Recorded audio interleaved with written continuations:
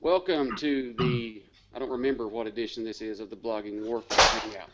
Um, we have took a hiatus there for a little while, and now we've been getting a lot of questions from people that are talking about blogging, talking about promotion, social media, different things like that that's connected to your blog. So we just decided to go ahead and start this thing back up again and field your questions, and let's talk a little bit about blogging. Now, my name's Wade Harmon. If you don't know me, you can find me at wadeharmon.com. I also run a weekly relationship marketing hangout here on Google every Thursday at 5 p.m.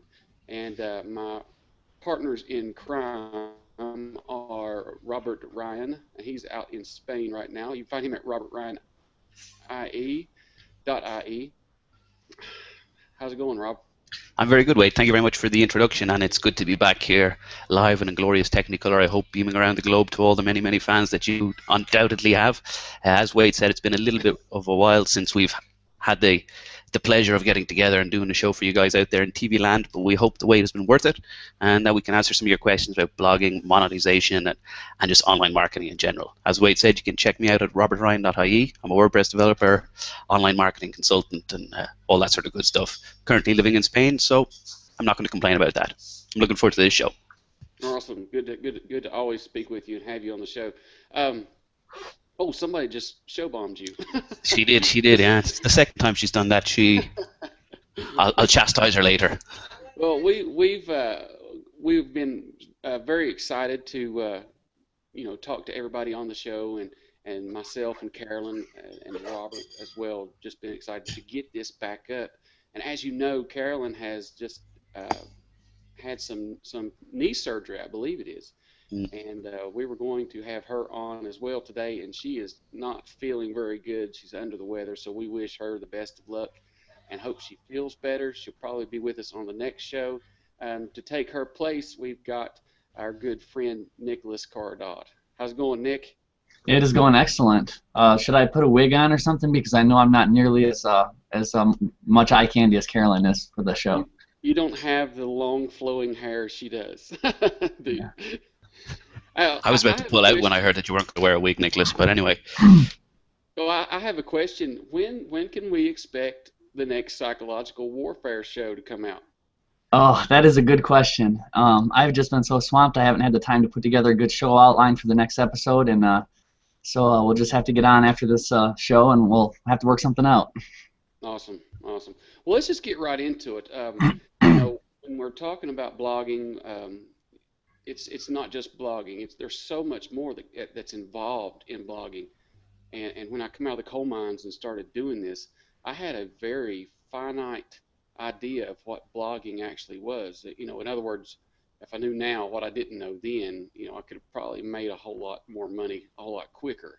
So let's just get right to the questions. If you guys have any questions for any of us, we'll just take them, field them, and try to answer them the best way that we know how. L. Williams, this is the first one. L. Williams, look at that. Check out that update on comment trackers. Nice little profile picture there. She says, what is the best way you have found to drive traffic to the blog? And she says, by the way, hi, Carolyn. Hope you're feeling better. I guess she's talking to you, Nick. But, yes, we all hope Carolyn feels better. So what's the best way that you guys have found to drive traffic to your blog? And we'll just start with you, Rob. Sure. Well, I guess this question you can answer it on a few different levels. If you're talking about immediate traffic, as in traffic that you get from sharing out to the likes of Google+, Facebook, Twitter, Pinterest, then that's one way of getting traffic to your blog, be it social traffic.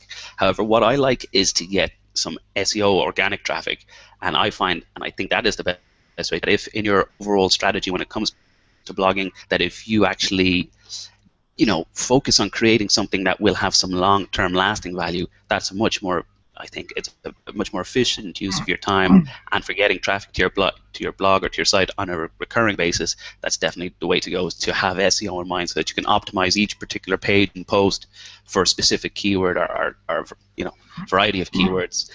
And I think by having that in mind as you're start trying to create your content, that's one of the best ways to get traffic to your site, in my opinion anyway.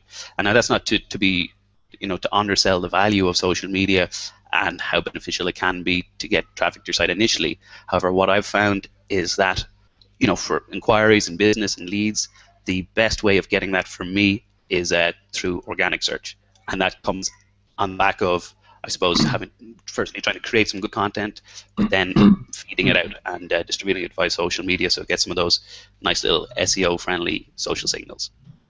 Well, I hope that's that kind of answers. I'm glad you brought that up too, because let me get the box off of you. Sorry. I'm glad you brought that up too, because SEO is it's not really my strong suit. There's a lot of people that understand it, and a lot of people that do it wrong, and I understand that much of it. But with Google, that's always changing.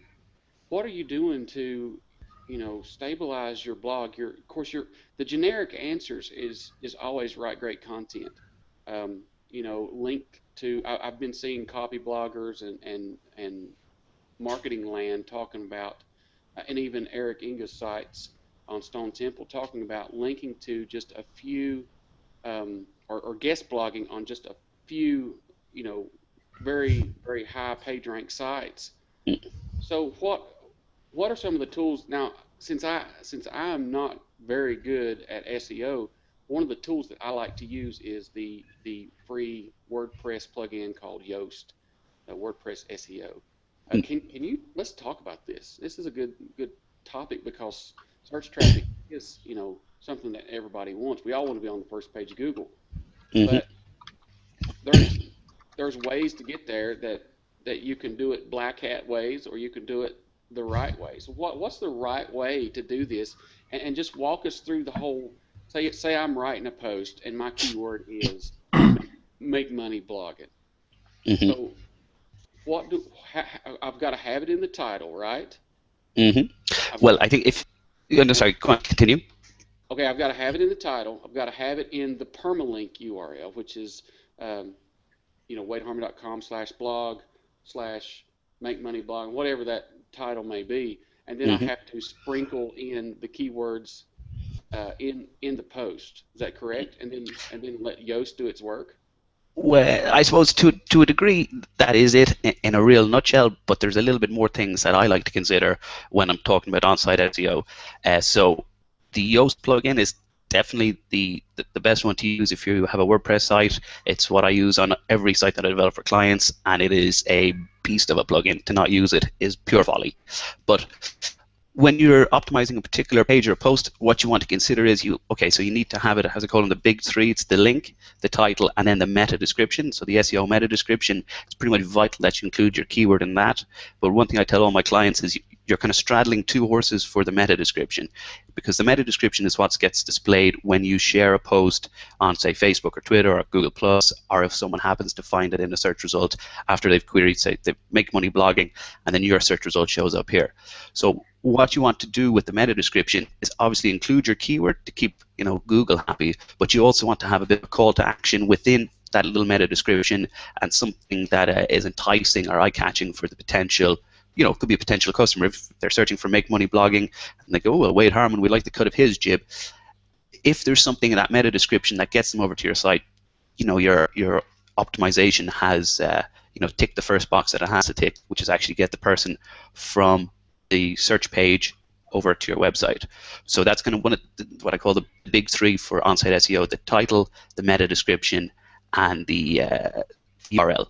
But also after that, I suppose kind of the way I see it and the mindset that I think Google might have is it's a very, very advanced system, but it's very, very busy. And so what it does is it tends to look at what I always say is first words are important.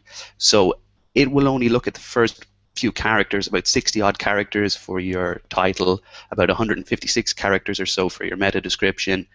So you want to make sure that your keywords are front loaded, have them towards the start of the title, your URL, and your description. But similarly, Google, it analyzes different tags on the page. So you should take every opportunity you have within the on-site to optimize as much as you can. So that is use the likes of H2 tags, H3 tags, use images. So if you're adding an image to your post, you want to have that image called makemoneyblogging.jpg. Okay, then you add it to your website. Let me stop you right there. Sure. Now, I know this is SEO 101 for you, But I know that there's a lot of people that's asked me these questions, and these are something that I have a hard time explaining to people because I don't really do the SEO. Whatever Yoast does, and you're talking about the title, the keywords, and the meta description. Yoast has all that. It's under the plugin is loaded up under the post. After I get done, I make Hmm. sure I put my keywords, and then, like you said, the call to action in the meta description. Uh, as far as H2 tags, and then your H2, H3, H4, whatever you want to do, I realize you want to put the keyword there as well, but isn't that doesn't that kind of come as a little too much over optimization? I mean, if you see the keyword over and over again, isn't that Well, driving for the search engines? no, as long as it's done naturally. For example, if your blog post is about make money blogging, okay, and then you go, one subheading might be top 5 tips to make money blogging, and then another H3 or a subtitle could be making money blogging my story. So that if you do that, you've put your keyword into 2 or 3 different additional tags that Google will read and interpret, and you've done it in a way that kind of breaks the post up and is natural. So I don't think it has to be too spammy look, and I wouldn't recommend anybody go to town going crazy with H1, H2, H3, H4, H5, H6, each one of them with the exact same keyword and the same thing repeated. But do it, as you're going through your post. If there's kind of a natural, logical break where a subtitle might make sense, put a subtitle in there and make it H2 or H3. Uh, is what I do. Awesome. Nick, do you have anything to add to this? Yeah, actually, I want to go back a step. I mean, the original question was, how do you get traffic to your site? And then he brought up, search engines as a great way to get traffic to your site. And I want to bring up the point that the one thing that I'm all about is having a target audience, because and that's basically what he says is when someone is searching on Google for, he says how to make money blogging, but I'll use something more generic, how to do underwater basket weaving. If you were to like put your post on StumbleUpon or something like that, you might get 1,000 page views of people who see the post and immediately click the stumble button and go on to the next post somewhere else. And so that 1,000 is just worthless. What you want is you want people who are specifically interested, real eyeballs of people who are specifically interested in underwater basket weaving. And so that's the great thing about search engines. If you can get listed on there, like I remember the old debate, are you writing for Google or are you writing for readers? Well, the answer is yes. You're finding a balance because if you get listed well, then you are finding people who are specifically looking for what you have to offer. And those targeted audiences are always going to be much better. 10 of the people who are targeted specifically for wanting your content will be far more effective at monetizing your site, far more effective at getting engagement, far more effective at everything than 1,000 randoms. So. Yeah, and that's where the keyword research comes in. I would believe Mm-hmm. the you have the underwater basket weaving, so you would go on and see variations of that, and that's something I really don't do. I mean, is that bad of me to not do that?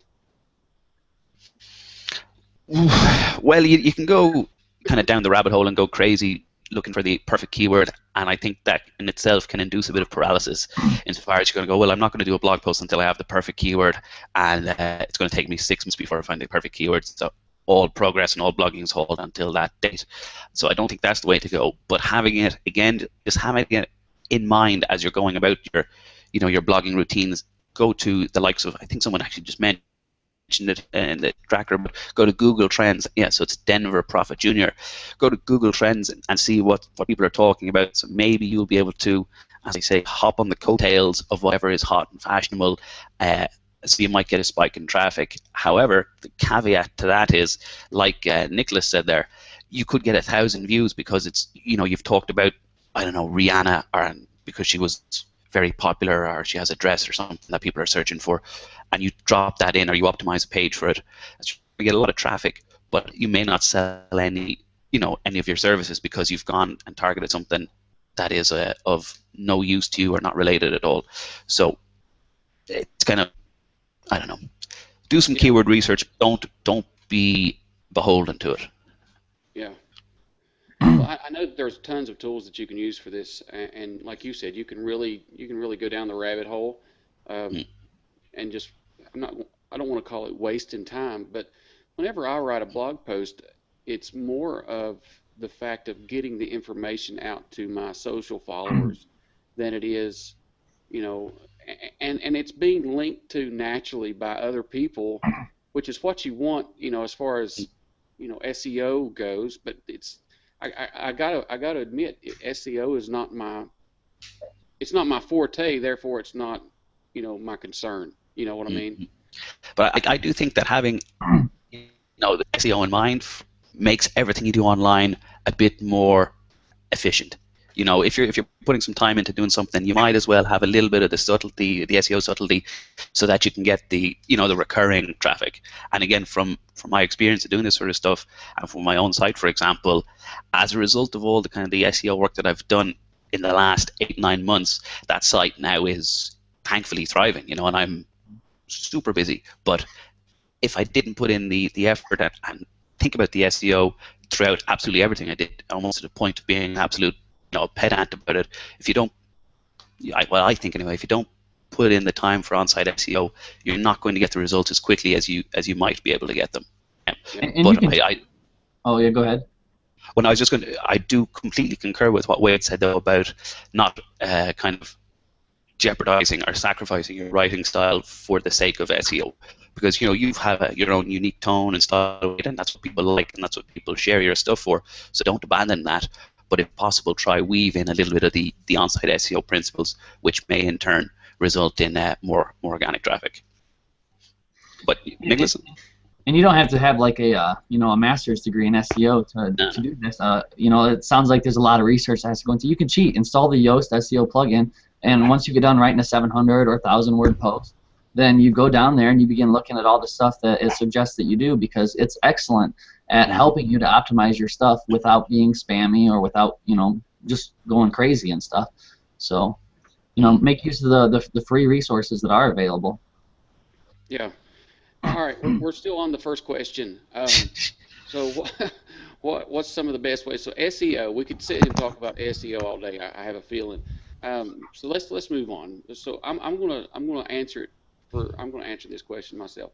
For me, the best way to get traffic is I don't get traffic by writing articles. I get traffic by being personal with people on social media and building relationships. There's the word. Uh, and it's all about cultivating your followers and building trust. And if you keep these people in mind whenever you're writing the articles, when I write an article, I don't particularly write it for the search engines. However, I do use the Yoast plugin, which is very helpful. But I don't. It's not being on first page of Google would be great. However, that's not my main concern. My main concern is getting the pertinent information that can help people. Like with this course that's coming out, it's all about helping other people. So instead of writing for Google in the top of my mind, I'm writing for these followers, these friends that I've cultivated over time. So social, especially Google Plus, is one of my top ways that I use to drive traffic. And there is a downside to this. I I get spikes. I get traffic through the week. Um, it's nothing to shake a stick at. The WadeHarmon.com is fairly new. It's probably 4 to 5 months old, so it's getting anywhere to from 500 to 700 views a day. That's not that's nowhere near where it needs to be. I understand that, but once a week when I write the article and I throw it on Google Plus, and then it goes to Twitter using the Friends Plus Me um, tool, I see a spike every Monday, and so it normally goes over the 1,000 mark, and but what I'm not really concerned about the traffic as I am concerned about getting the information to them. So I mean, do you guys want to jump in on here? It's social for me, and I've said this before. I don't really care about the website traffic because I've got the show on Thursdays, and I usually see a little spike jump on Thursdays as well. And now that we have this show running again, probably see a little spike from this show. And then on Mondays, those are my biggest days of traffic. But it's all about staying active on social media for me. And That's the way I do it. So how do you do it, Nick?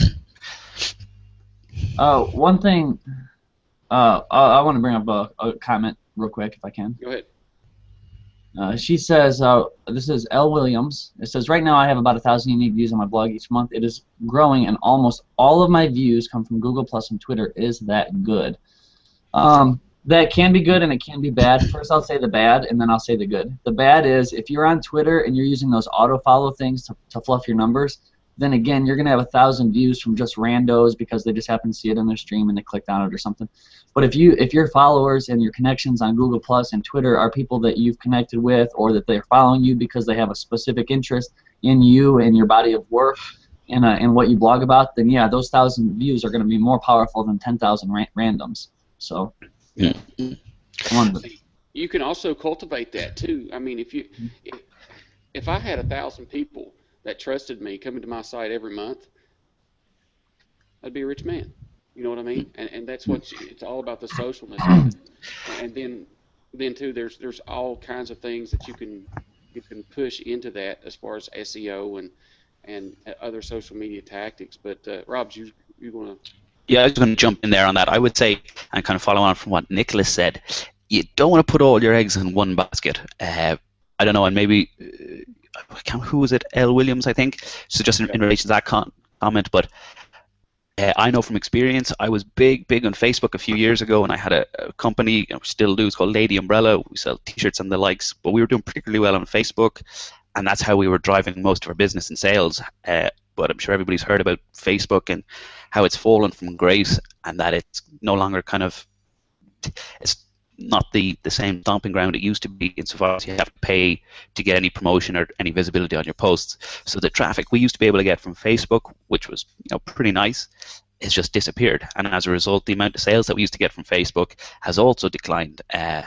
So I would say try hedge your bets, yeah.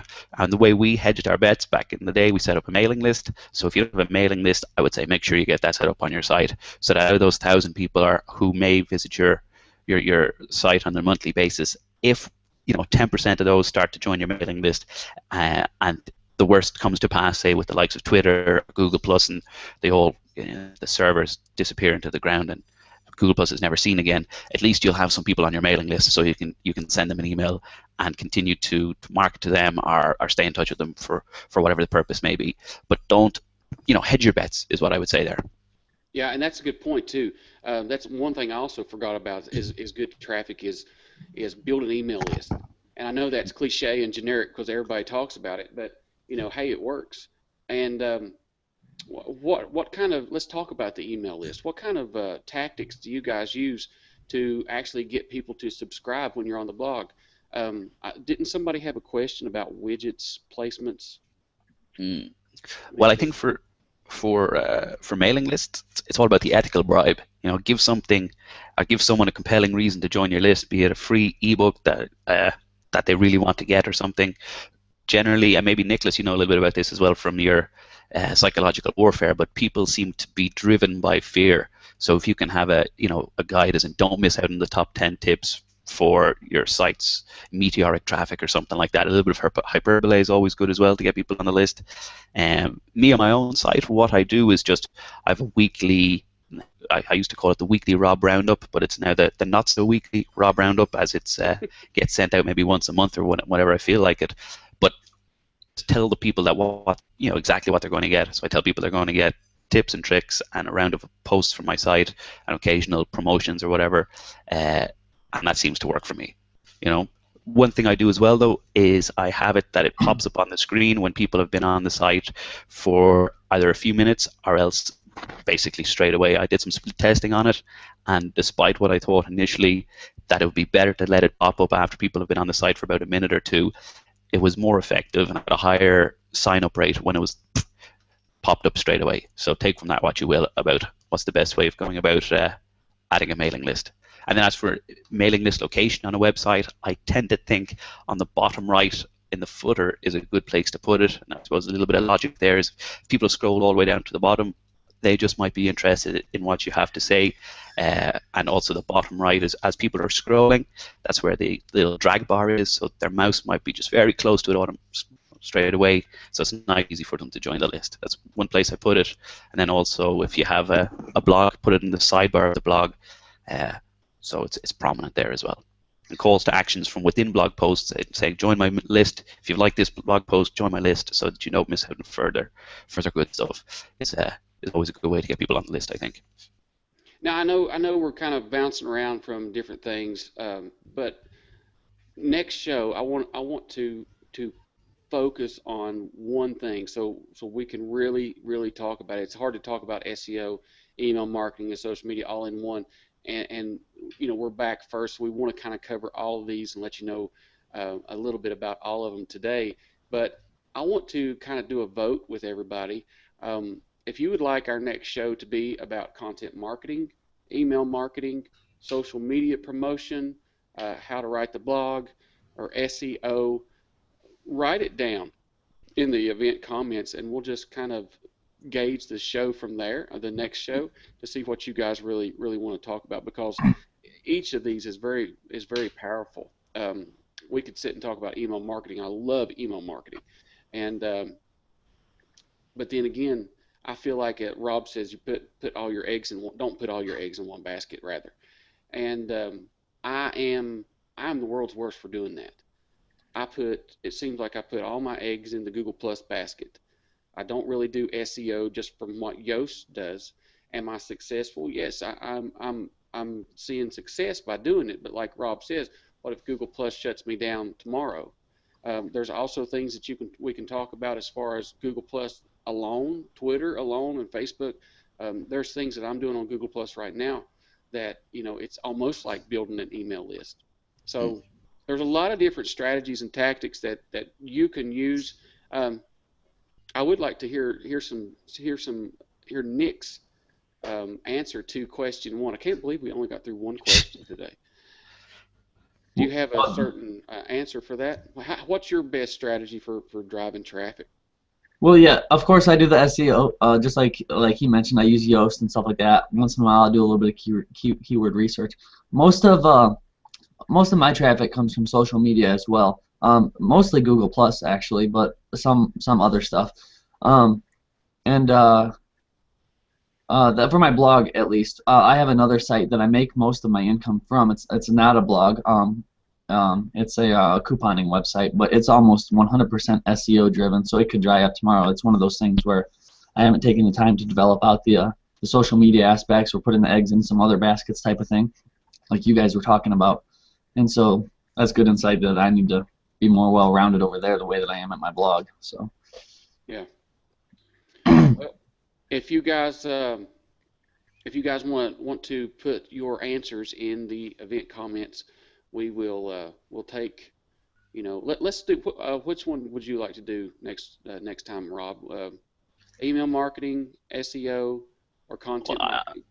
Well, I'm happy to be guided by the fans. Let's see what the people say first. All right, let's do those three. Wax Email lyrical. marketing, content marketing, or what did I say? SEO. On-site SEO.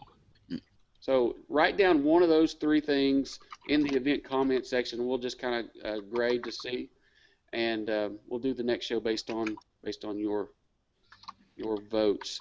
Do y'all want to do this? I'd like to get Sam's question because he was going to watch this later. So y'all want to go ahead and do his question? Throw it up. All right, Okay, it's a long one. It's a long one. Let me throw it up here. His question is, what is the most effective way to monetize a WordPress blog? Well, I think that's a whole show too. Well, I think what is your real strength, Sam? What can you bring to the table to offer somebody, be it a product or service? I think that's the best way to monetize your site or your blog. For example, me, one of the skills, one of the things that I can do or service I can offer people is I can build websites for them. Yeah, and that's how I monetize my blog. Because I blog about this sort of stuff and write about it, and then I have it, get in touch with me if you want me to build your site. As a result of that, and SEO, I get business from my website, and that's the best way, and it's a much more effective way of monetizing it than trying to get, a fraction of a cent per Google click or something like that if I go for, AdSense or the likes. So I think identify what are your real strengths, and that, what can you offer to people that they might need or want your services for, and then how can you go about, getting a good price for your hourly rate or else per job. That's, I think, the best way to monetize a site. Yeah. Yeah. Now, Sam. Oh, I'm sorry. Go ahead, Nick. Oh, I was just going to build off of what he said and then add a second point. First off, hold on a second. I just had a brain fart. Okay. I'll jump to my second point and come back to the first one. I would say targeting. Okay, I remember what the first one was. Yeah, he said basically when you're writing your blog post, you can literally give away the keys to your kingdom. And this is like a paradox because like he mentioned web design. He could write an article on how you do a particular something in web design, then write another article about how to do some other aspect of web design, or how to use CSS selectors in a certain way, or how to use HTML tags in a certain way. And he could be teaching people literally how to do his job, and people will still hire him to do the job instead of trying to learn. People don't want to learn how to do it. They don't have time for it. They want to run their business. So you're basically just showing people, yeah, you know what you're doing. Some people will get it from Google. They need the information, and then they go back and they implement it. But some people see the information, they're like, oh yeah, that's too much for me. Just shut up and take my money, and just do it for me. Yeah. If I can jump in. What's that? Just to jump exactly on that point, there's like two types of people. There's people who can do it themselves, and they're just going to keep Googling until they find their answer. And so if you are the one that gives them the answer, they're going to be, hey, Rob, fair play, man. I'm going to remember this site. I might actually share it because I found this useful. So they're one type of people. And the other type of people then are those who will never do it themselves. They're just looking for someone that they can trust. So if you put good stuff, people who can do it themselves might share it, and you're going to have some friends and followers. And the people who won't do it themselves will probably get in touch with you. But sorry about that, Nick. Yeah. Well, that reminds me of a story that Jay Baer did in his book Utility. He talks about the Geek Squad and how a marketer came to the owner of the Geek Squad and said, hey, you're giving away all kinds of free videos, free tutorials, how to fix your computer, how to do this, how to do that, and you're showing these people how to do things for free. And guy, the owner of Geek Squad said, well, he said, that's right. He said, you give them the information, you help them learn how to do things. And he said, and in the end, down the road, whenever they have a problem that they can't fix, who do they go to? The random person in the phone book that they just look their number up, or the company that's been sharing with them free information for the past 6 months. And so that's exactly what they're saying. Help people learn to do this stuff. His second question is, what is the quickest way, as in, is there a widget that you can simply add without having to set up other accounts elsewhere? I'm not for sure if I understand. Well, the only way you're gonna monetize your site without having accounts elsewhere is if you have your own product or your own service to offer. But number two, also the quickest way, in my mind, kind of contradicts the most effective way, because my point number two was going to be targeting. Like if let's say you're selling an affiliate product. Let's say I'm selling a product that Robert has on my site, and so if the only way I'm going to sell that product at all is if my blog topics, what I'm writing about is specifically is specifically providing information that directly relates to Robert's product, so that it actually makes sense. I'm writing about underwater basket weaving, and he happens to sell a type of fabric that you can weave with underwater. So yeah, I can put that in there, and that makes specific sense. It's very targeted to the topic. So finding products or finding services that are targeted specifically to what you're writing about is going to be the most effective, in my opinion. That's how I've made the most from blogging. Well, I'll add to that too. As far as my own personal accounts with this, it's still finding targeted people, but what I'm doing a relationship marketing course that's fixing to be launched. It's a membership site that you pay one time to get in. Everybody else is locked out. So I've taken my relationships with other companies and other businesses and am monetizing the inside of the membership site. So I'm basically selling ad spots. That's another thing that you can do with monetizing. I guess we're back on question one. So let's see. Let me read. I don't think you guys can see number 3. Mm. But number three says, how many advertising widgets would you recommend to have at most? Well, again, it depends. If you're looking to try sell your own product or service, then I would say on my side, I don't have any advertising or widgets or anything like that, because what I'm trying to sell is the products that make the most amount of dinero for me, and it's namely, selling my services. So, but if you have nothing to sell or no products or services of your own to sell, and you're just looking to monetize, I would say, I don't know how many widgets, how long is a piece of string? It all depends on how far you want to go down that road. And I think there is kind of diminishing returns at some point. I think you mentioned this before, Wade, that at one point you just had ads all over your site, but I think you lose credibility then, and people go, is there any substance to this, or is this just a website full of ads that I should click on to make the website owner money? And I think people have gotten to the point now where they kind of see through that somewhat. So Yeah. if it's just widgets with ads, it's the same as having no ad at all, because people probably won't click. One thing that I'm going to do, I've been meaning to do this, I've been so busy, but everybody has a Hire Me tab, either at the top or at the bottom, and or coaching program, whatever it may be, a consulting gig. Um, I'm gonna make a banner ad for myself, and it's going to direct people to the Hire Me page. There's, if you really had, like Rob has services that he can give you for WordPress development or design or whatever, and if you have a Hire Me page, Rob, and Indeed, I do. that's one thing that you can use. You can use a little banner ad and put it in the widget area above the fold somewhere if you'd like, and just direct people to that way. That's a good way to do it. Mm-mm. Let me see.